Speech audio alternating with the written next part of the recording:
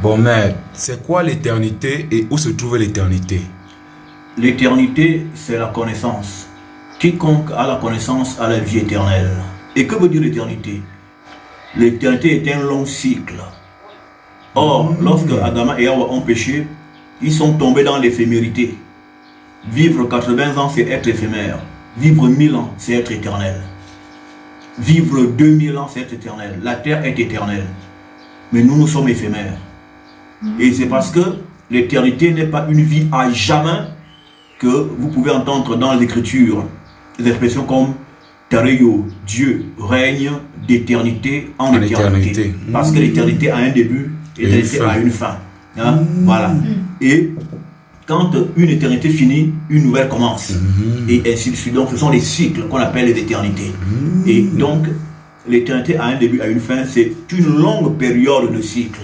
Et c'est ça à quoi l'homme avait été appelé depuis sa création pour vivre longtemps et longuement. De manière que, une fois arrivé au terme de son incarnation, il pouvait aller dormir et revenir de lui-même. Donc l'éternité, c'est cela. Les anges, pourquoi adorent-ils continuellement Tareyo, Tatanzan et Dieu? C'est parce que les anges ne sont pas libres. S'ils n'adorent pas, ils seront détruits. Et pourtant, les anges ont l'éternité. Ils s'inclinent pour demeurer justement dans cette éternité, auquel cas ils seront détruits. L'éternité a un début, l'éternité a une fin. Donc quand on dit l'éternel Dieu, en fait le mot éternel n'est pas le Dieu suprême. C'est le Dieu qui règne dans la dimension de l'éternité. Mais Tareyo, le Dieu de nos ancêtres, il est au-delà de l'éternité. Il est l'innommable. Parce que l'éternité, c'est la dimension vibrante. Ça vibre.